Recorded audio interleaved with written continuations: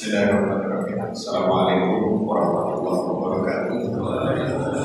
Alhamdulillahirabbil alamin. Wassalatu wassalamu ala asyrofil anbiya'i wal mursalin wa ala alihi wa sahbihi ajma'in. Asyhadu an la ilaha illallah wa asyhadu anna Muhammadan abduhu wa rasuluhu wa nabiyya wa la rasula ba'dahu. Bapak-bapak sekalian yang dimuliakan oleh Allah Subhanahu wa taala, alhamdulillah puji dan syukur kita panjatkan kepada Allah. Sholawat dan salam kita sampaikan pada baginda Rasulullah Sallallahu Alaihi Wasallam, keluarga, sahabat dan juga umatnya kita semua hingga akhir zaman. Amin. Mohon berapa saudara? Lihat. Siap. Iya. Baik, bapak sekalian yang dimuliakan oleh Allah Subhanahu wa taala, pada pertemuan kita yang berapa ini 10 mungkin ya.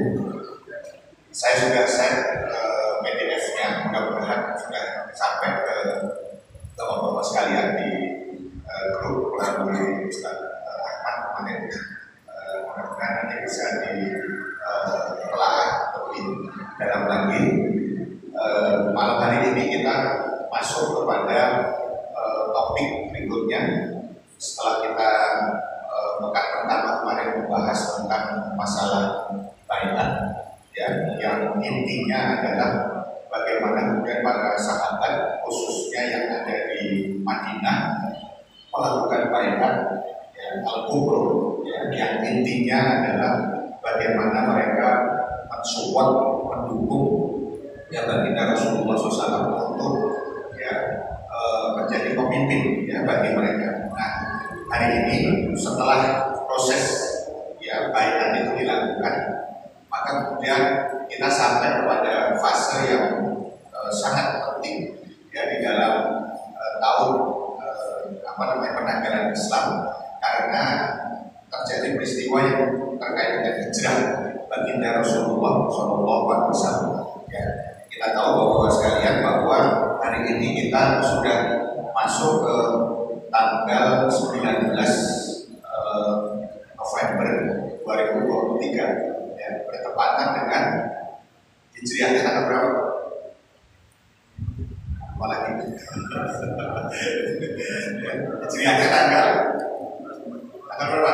Bulannya Jumadil awal atau Jumadil bulan tahun 1445 Hijriah ya.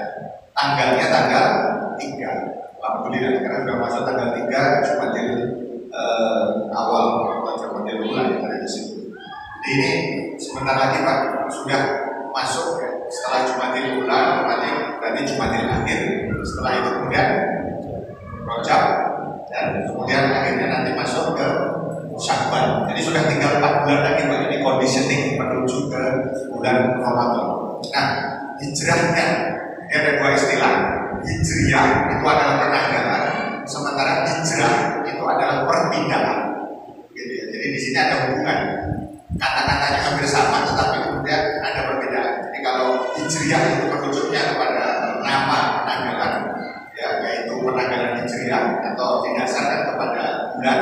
Sementara kalau Masehi itu disebutnya kalendernya itu adalah Syamsiyah, begitu ya, untuk Masehi.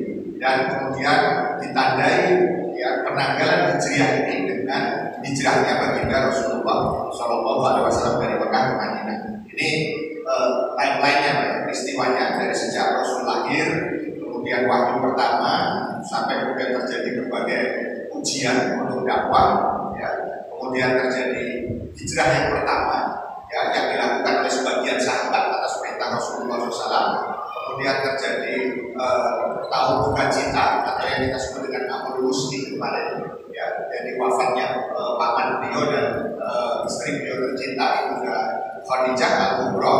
Kemudian terjadi baiat pertama, yaitu baiat Nisah dan baiat Al-Kubra yang kemarin sudah kita bahas. Maka terjadilah kemudian peristiwa hijrah. Sebelumnya kemarin juga sudah kita singgung tentang Isra dan Mi'raj ya baginda Rasulullah SAW. Jadi hijrah yang pertama dan kedua, bapak-bapak sekalian, sebenarnya dilakukan sebelum ya hijrah yang kita maksud tadi. Jadi dilakukan oleh para sahabat yang ke Habasyah. Habasyah itu kalau kita sekarang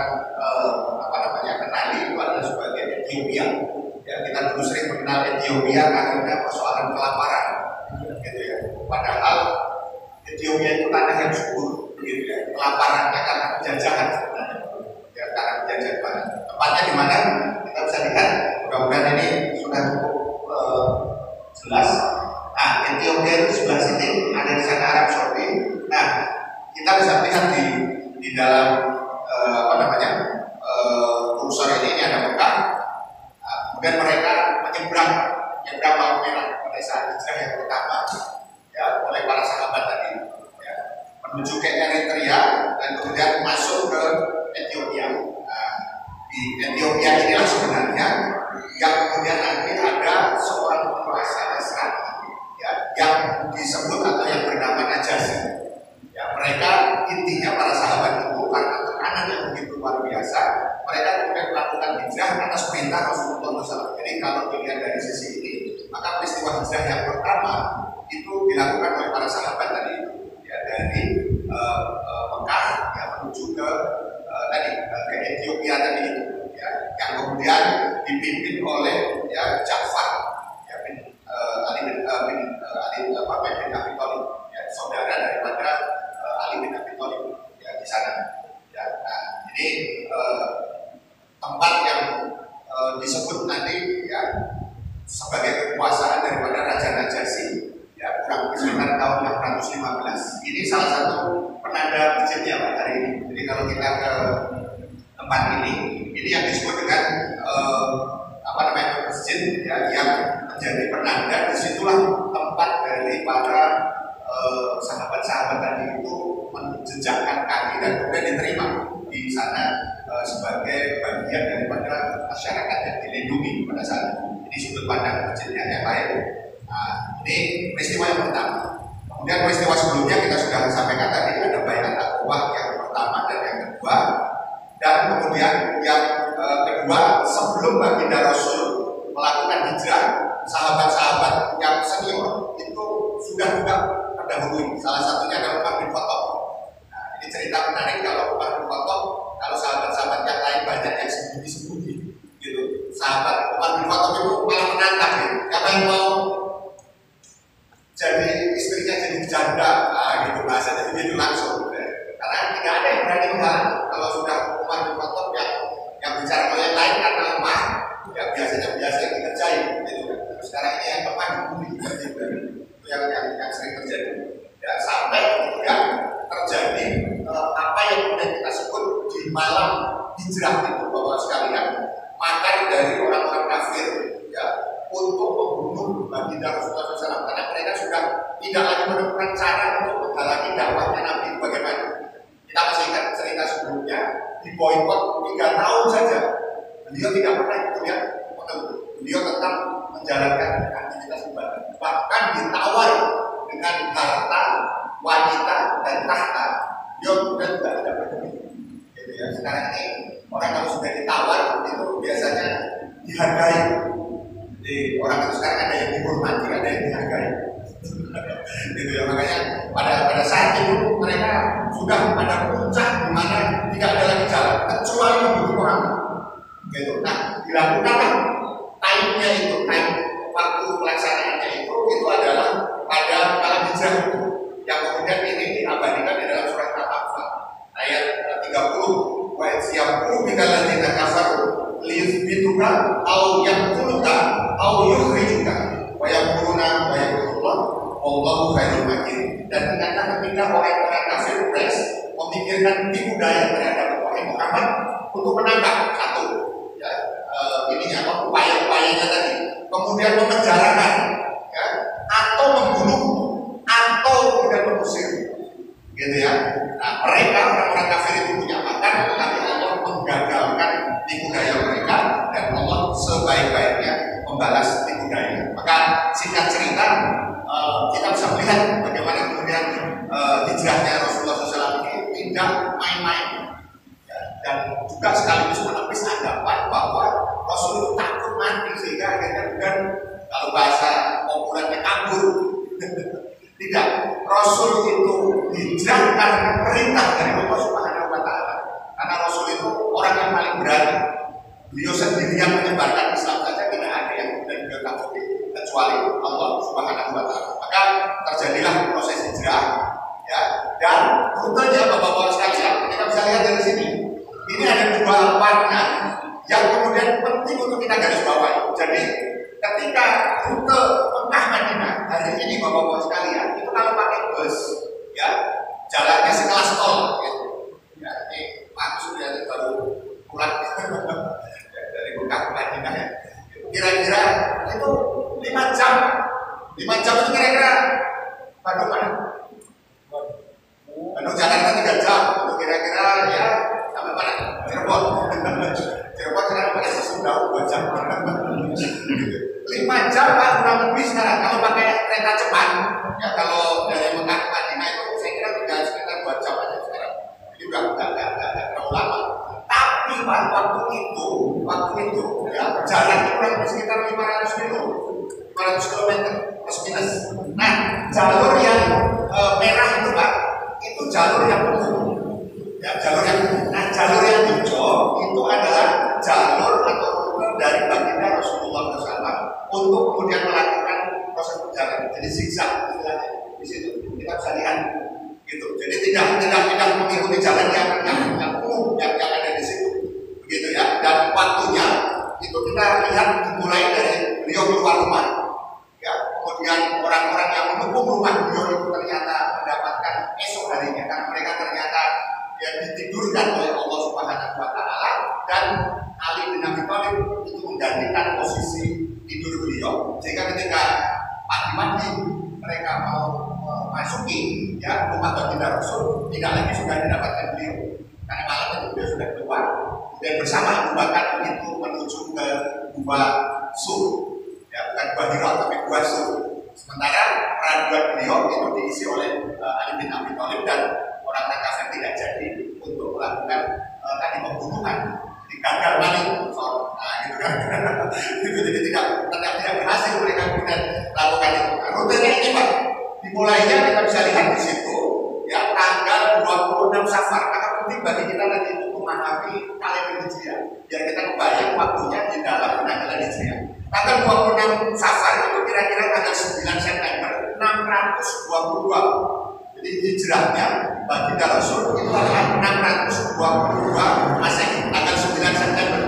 Ya, kemudian beliau ya meninggalkan rumah di Mekah, tinggal 3 hari di Gua Sur tadi itu, ya bersama dengan Abu Bakar As-Siddiq. Setelah itu kemudian pada tanggal 1 Rabiul Awal, ya setelah 3 hari itu tanggal 13 September beliau meninggalkan wilayah Mekah dan meneruskan perjalanan ke Madinah. Yang kedua, kemudian yang ketiga itu adalah sampai di Masjid Quba, ya masjid yang kemudian nanti menjadi masjid pertama yang dibangun oleh Rasulullah SAW. Jadi masjid yang pertama dibangun itu adalah bukan masjid Nabawi sebenarnya, tapi masjid Quba. Ya di Quba kurang lebih sekitar ya setengah jam lah sampai di ini. Pada tanggal 8 Rabiul Awal 20 September tiba di Masjid Quba, kemudian beliau kurang lebih menginap ya, sekitar 4 hari, dan pada tanggal 12 Rabiul Awal tanggal 24 September 622 beliau baru tiba di Madinah pada hari Jumat, sekaligus juga kemudian beliau menunaikan sholat Jumat, gitu ya. Sampai akhirnya kemudian beliau nanti ya secara singkat digambarkan membeli tanah di situ, ya dari ada anak-anak yatim nanti yang ditandai oleh dilepaskannya unta beliau, begitu al-Qaswa namanya. Nah setelah itu barulah kemudian beliau ya menunggu atau melakukan proses untuk istilahnya membangun Masjid Nabawi sekaligus membangun rumah beliau yang ada di dekat Masjid Nabawi tadi itu. Ya, di mana beliau menginap? Nah ini menarik, ini nama seorang sahabat yang perlu untuk dijawab, yaitu adalah nama seorang sahabat yang sangat terkenal. Beliau menginap selama pembangunan Masjid Nabawi dan rumah beliau di Madinah. Itu adalah namanya Abu Ayyub Al-Ansori. Siapa Pak? Abu Ayyub Al-Ansori. Pernah dengar cerita tentang Abu Ayyub Al-Ansori? Itu makamnya Pak, walaupun rumahnya di Madinah, makamnya ada di Istanbul. Kenapa makamnya di Istanbul? Ada yang bisa jawab? Kenapa? Madinah Istanbul itu Pak perjalanan udara 4 jam. Sekarang gitu. Kenapa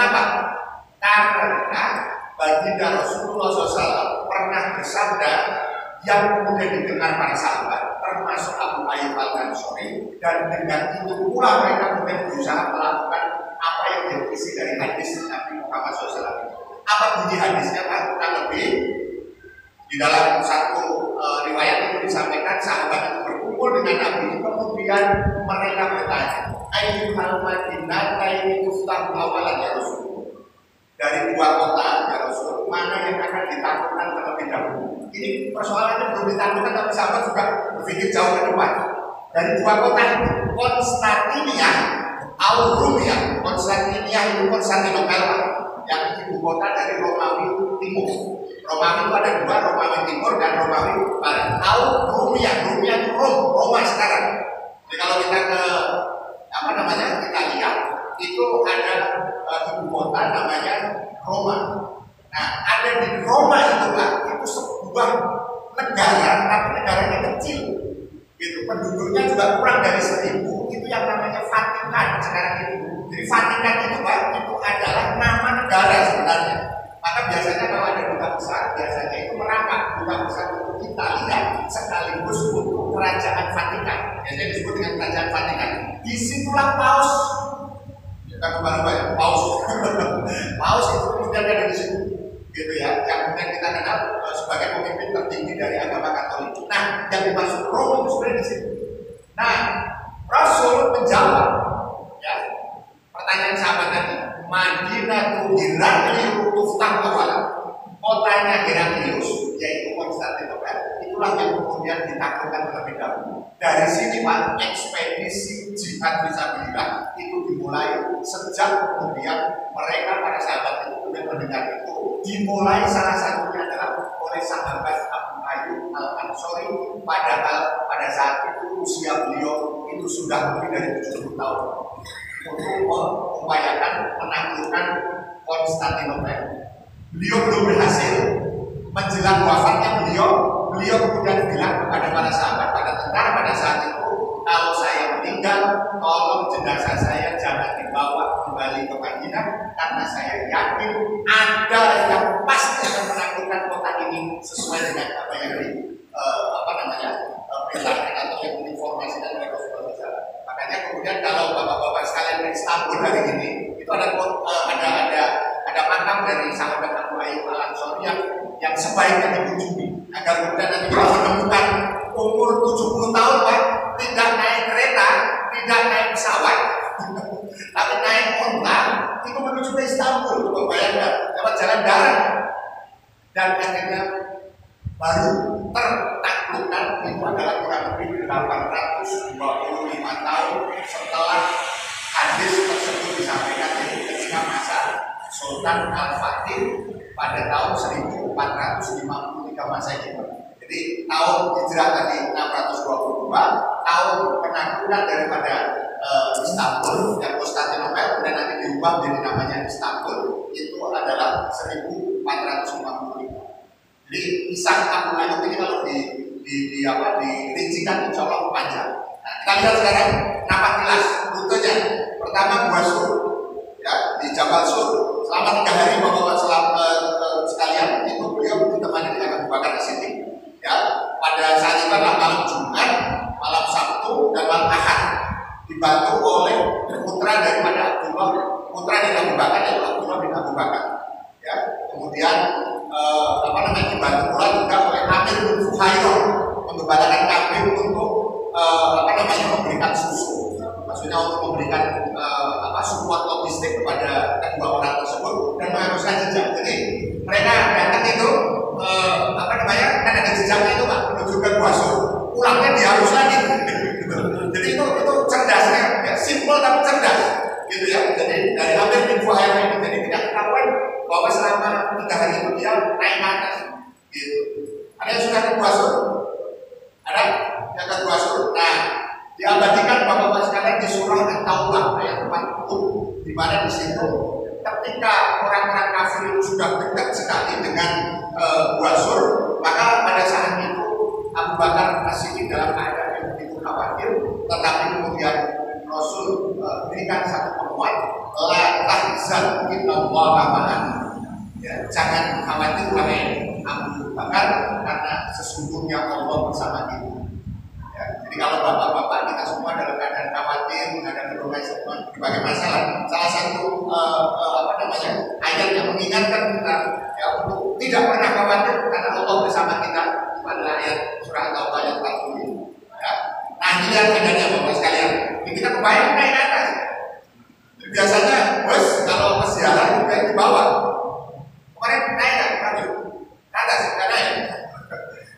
Kalau naik ke atas lumayan itu berjasa seharian itu, karena naik turunnya. Nah kita lihat di sini, ini dari arah bawah, ini dari arah atas.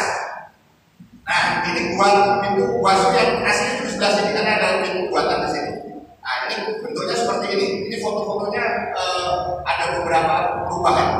Nah ini tingginya kira-kira 1.650 meter, lumayan itu ke atas.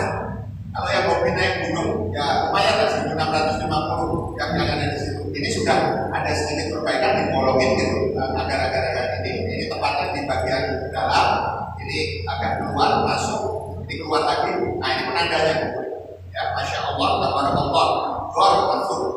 Jadi ini tidak hoax, ini beneran di atas sampai ke ini. Nah setelah 3 hari, ya beliau kemudian baru menuju ke Madinah, turun. Ya, nah sebelum turun ada satu kisah yang saya kira sangat bagus untuk kita ambil ibrahnya, yaitu ketika baginda Rasul dan para dan Abu Bakar masuk, tentara atau pasukan orang-orang kafir sudah ada di atas, sudah ada di atas. Jadi kalau mereka melihat bawahnya sebenarnya itu kelihatan gitu, tapi orang-orang Allah tidak. Terus kemudian mereka turun. Ketika turun, Pak, sebelum mereka turun itu Allah perintahkan kepada laba-laba luar biasa ya, pertolongan Allah itu kadang-kadang tidak sesuatu yang besar, kadang-kadang yang kecil. Makanya perhatikan data yang kecil, kadang-kadang yang penting. Yaitu apa? Begitu masuk, ternyata kemudian laba-laba tadi membuat rumah. Logikanya gimana? Begitu orang kafir lihat, oh nggak mungkin masuk. Karena kalau masuk, rusak kan? Padahal sebenarnya logikanya beliau masuk dulu, baru kemudian terjadi perintah Allah tadi kepada laba-laba tadi itu untuk membuat rumah. Akhirnya mereka balik lagi dengan tangan kosong, masya Allah. Kalau bukan karena pertolongan Allah, tidak mungkin itu. Itu tinggal dilongos sedikit, nggak mungkin ini di dalam. Kalau ada pasti rusak itu. Padahal kalau tidak berbalik. Ya, pertolongan Allah luar biasa seperti itu. Nah, kemudian beliau berjalan lagi turun setelah dari Rasul, ya dibawakan bekal oleh putri daripada Abu Bakar yang lain, yaitu Asma, ya binti Abu Bakar. Ya, kemudian Abu Bakar berjalan di belakang Rasul, kadang-kadang gantian begitu ya. Dan kemudian dikejar, ada satu kisah ini sejak SD sangat populer kisah ini. Siapa Pak? Suraqah bin Malik. Bagaimana kisahnya? Ini bukan kisah fiksi Pak ya, kisah beneran. Begitu mereka dekat, Suraqah naik kuda juga kan, ambil satu kudanya. Begitu kemudian dia menjauh lagi, Rasul dia bangun lagi, dekat lagi, anjlok lagi. Sampai 3 kali dan kemudian akhirnya ditemui oleh Rasulullah SAW dengan kata-kata ini, kamu sudah ngapain ini? Aku ini mau ngikutin saya bareng, karena jangan lupa bapak-bapak sekalian, siapa yang bisa menangkap Muhammad dan Abu Bakar itu mendapatkan 100 ekor unta. 100 ekor unta itu berapa? Satu unta kira-kira 30 juta sekarang. Ya, 100 berapa kira-kira? 3 M kira-kira ya. Kalau konversinya ke mobil dapat berapa mobil? Kalau pakai mobil listrik dapat banyak. Jangan ada di situ. Makanya Suraqah menginginkan harta itu. Kemudian Rasul mengatakan begini, Suraqah, kamu mau menangkapku atau kemudian pulang? Setelah kejadian itu Suraqah sudah ampun-ampunan, bahasanya begitu. Sudah, yang Muhammad saya tidak akan tangkap lagi. Nah, sebagai bentuk daripada satu kata-kata janji Rasul mengatakan Suraqah, kamu mau beri saya hadiah apa yang Rasul yang bilang gitu? Kamu pengen nggak pakai gelangnya Kisra? Gelangnya Kisra itu kaisar kalau selevel Persia. Bagi orang-orang itu waktu sesuatu yang kuat gitu. Dan bapak-bapak sekalian, ketika Suraqah itu kemudian mau, itu dia minta semacam tanda bukti untuk bukti bahwa Rasul Muhammad itu menjanjikan kepadaku untuk memakai gelang Islam, bukan memberi lagi, memakai. Itu cerdasnya Rasul. Jadi bukan memberi. Apa yang kemudian terjadi Pak ketika Rasulullah wafat digantikan Abu Bakar As-Siddiq, kemudian digantikan oleh Umar bin Khattab Pak. Persia bisa ditaklukkan dan pada saat itu hartanya salah satunya adalah gelang Kisra itu kemudian diberikan kepada Suraqah untuk memakai. Setelah itu tidak lagi sama Umar, kan jadi itu kan pakai. Tapi sudah senang sekali yang ada di situ. Dan karena yang berjanji itu adalah Rasul, benar kejadian. Sebagaimana nanti Konstantinopel dan Istanbul juga bukan didirikan.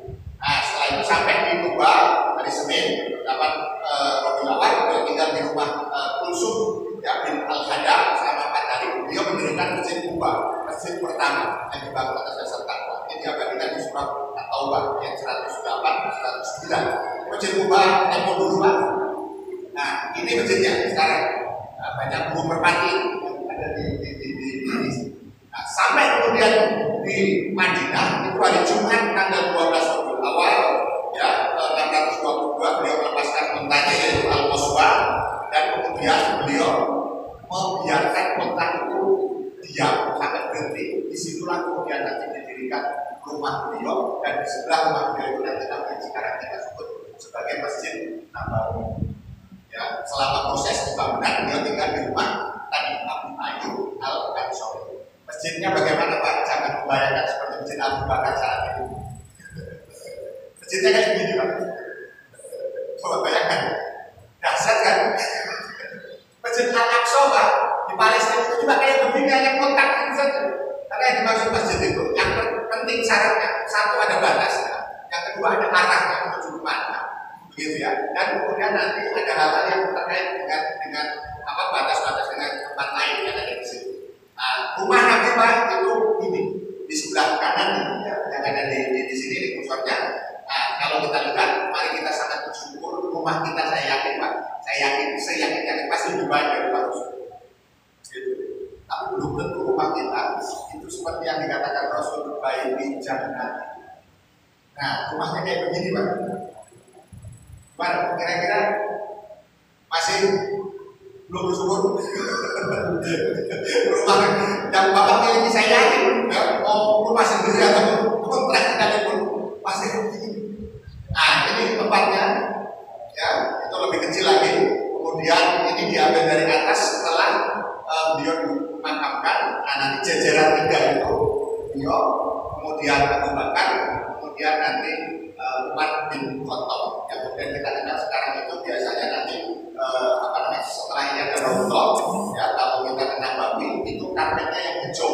Jadi Raudhah itu karpetnya hijau, sementara kalau di luar Raudhah itu karpetnya merah. Itu tandanya di situ. Nah petanya sekarang begini Pak, kira-kira di atas dari pintu atas sebelah kiri itu ada Raudhah, yang Raudhah ini bukan makam Rasul, gitu ya. Ada orang yang bertanya, tuh kok makam Rasul itu apa namanya di masjid? Ustaz, tidak, makamnya Rasul tetap ada di luar masjid ketika kemudian dimakamkan. Ketika diperluas itu beda lagi urusannya.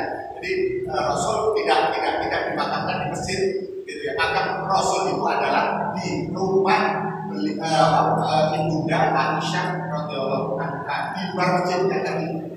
Gitu. Kalau ada sebagian yang tanya, rumahnya kok di dalam masjid? Bukan di dalam masjid, di luar masjid. Setelah Masjid Nabawi direnov, diperluas, tetap saja itu ruangan dikhususkan. Bukan berarti bukan ada di dalam masjid karena asalnya memang bukan dari bagian awal masjid yang ada di sini. Ini. Ya.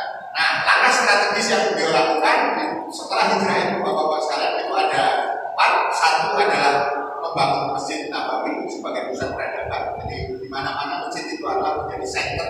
Yang kedua mempersaudarakan ya, yang kita kenal nanti dengan Misakul Madinah ya, dengan orang Muslim, ada Nasrani, Yahudi, ada orang-orang musyrik gitu. Jadi kalau orang Islam itu mengatur kemajemukan Bapak-bapak sekalian, sudah biasa, mulainya dari Madinah itu.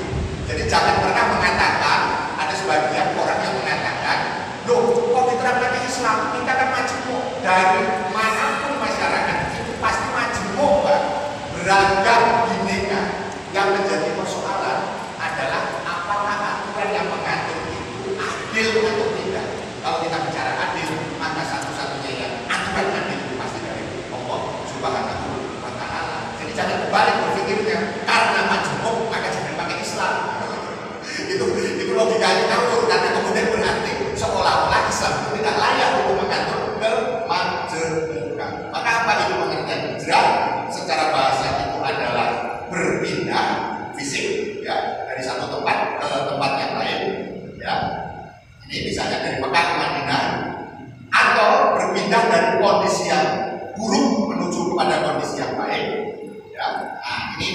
perubahannya di sini. Jadi inti daripada hijrah sebenarnya itu adalah perubahan.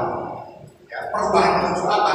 Menuju Islam, bukan sekedar berubah. Kita lihat di zaman jahiliyah di sebelah kiri, gitu ya, bukan bodoh karena tidak bisa baca tulis, tetapi kerendahan akhlak dan kehidupannya, memperturutkan hawa nafsu, peribadatannya rusak, minum khamr, pokok asli, zina, membunuh anak, judi, riba. Sekarang ada nggak?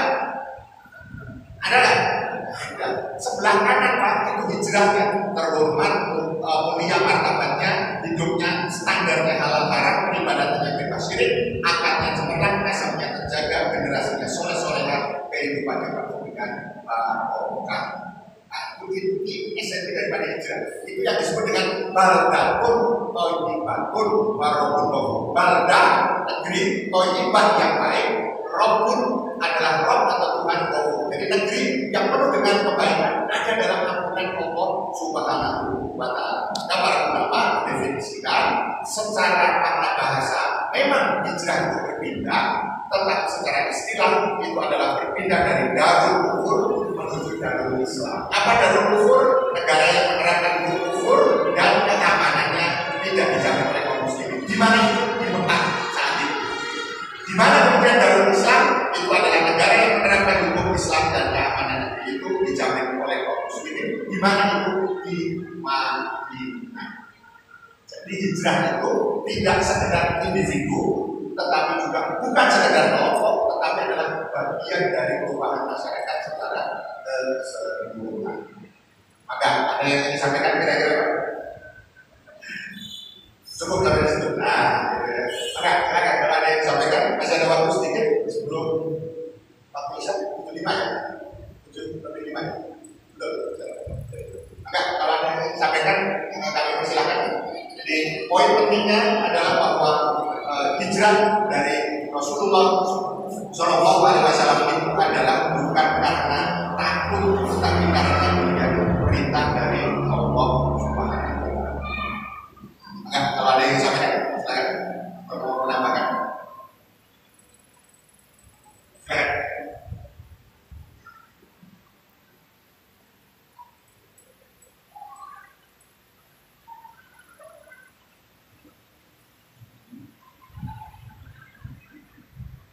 Jadi nunduk semua.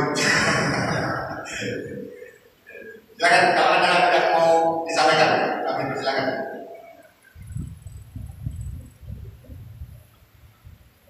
Ada?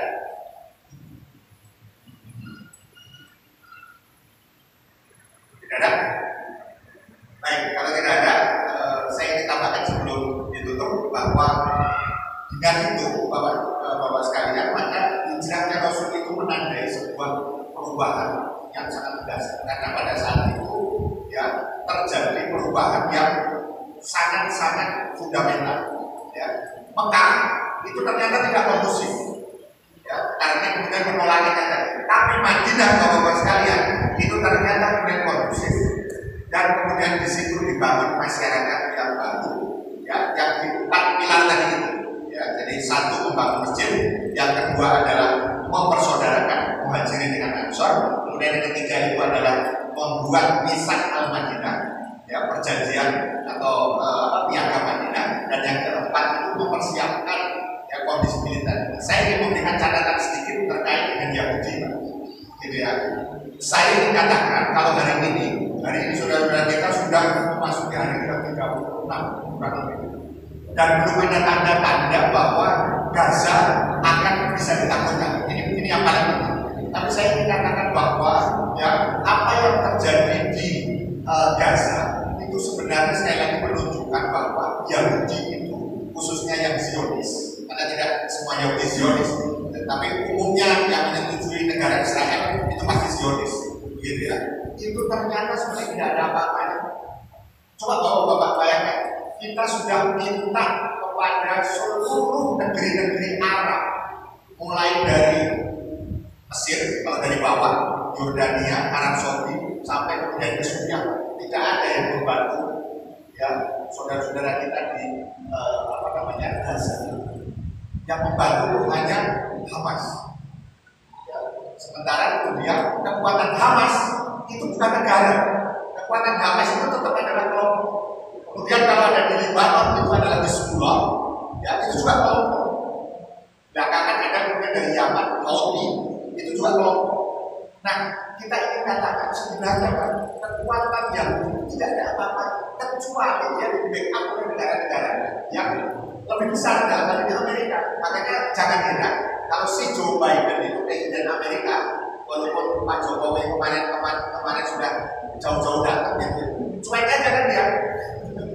Kongresnya Amerika, Pak, itu kemarin sudah pernah saya ceritakan, sudah menyetujui 262 triliun untuk membantu Israel dalam berbagai bentuk. Nah, umat Islam hari ini tidak boleh berhenti untuk mendukung saudara-saudara kita karena sesungguhnya Yahudi ketika ada di dalam pemerintahan Islam, khususnya di Madinah, itu mereka, Pak, ada Bani Quraidah, ada Bani Nadir, ada Bani Qainuqa, itu semuanya ketika mereka ada di dalam Islam baik-baik aja. Tapi begitu mereka tiga-tiganya ini mulai petentang-petenteng bahasanya. Satu ada yang kemudian melanggar kehormatan seorang wanita, satu ada yang berusaha membunuh Rasul, satu ada yang berkhianat ketika perang Ahzab. Semuanya bisa ditangani dengan mudah. Oleh karena itu pesan pentingnya hijrah ini adalah umat ini memerlukan kekuatan, ya, memerlukan kepemimpinan yang kemudian itu akan bisa menangani orang-orang Yahudi tadi, ya, dengan mudah. Nah, tetapi ketika umat Islam itu bercerai-berai, maka yang terjadi seolah-olah Israel itu yang kecil itu menjadi kayak raksasa, menjadi kayak monster. Padahal sesungguhnya mereka itu tidak ada apa-apa. Maka jangan pernah kita untuk ya meninggalkan saudara-saudara kita yang ada di Gaza. Ya, tetapi saya ingin katakan bahwa bantulah di dua sisi. Sisi pertama itu adalah dalam konteks korban. Ada donasi, ada kemudian doa, ada kemudian berbagai upaya itu ada di sini, Pak, obat-obatan. Tapi saya sudah katakan penjahatnya itu belum dihilangkan. Penjahatnya itu hanya bisa dihilangkan dengan apa? Dengan jihad fisabilillah. Dan itu akan efektif kalau kemudian dilakukan sebagaimana contoh baginda Rasul, sebagaimana contoh daripada Umar bin Khattab, sebagaimana kemudian Salahuddin Al-Ayyubi, dan sebagaimana Sultan Abdul Hamid, yaitu apa? Dengan pengerangan tentara yang benar-benar efektif. Kalau tidak, maka jangan kira kalau kemudian konflik ini atau penjajahan ini lebih tepatnya itu akan terus berlangsung. Ya, kita berdoa kepada Allah, mudah-mudahan Allah memberikan istiqomahan bagi kita semua, termasuk pada saudara-saudara kita semua, agar kemudian mudah-mudahan Allah menolong ya saudara-saudara kita ini dengan pertolongan yang sebaik-baiknya. Barakallahu li wa lakum. Mohon maaf kalau ada hal yang tidak berkenan. Mari kita tutup dengan doa kifaratul majelis. Subhanakallahumma wa bihamdika, asyhadu an la ilaha illa anta, astaghfiruka wa atubu ilaik. Assalamualaikum warahmatullahi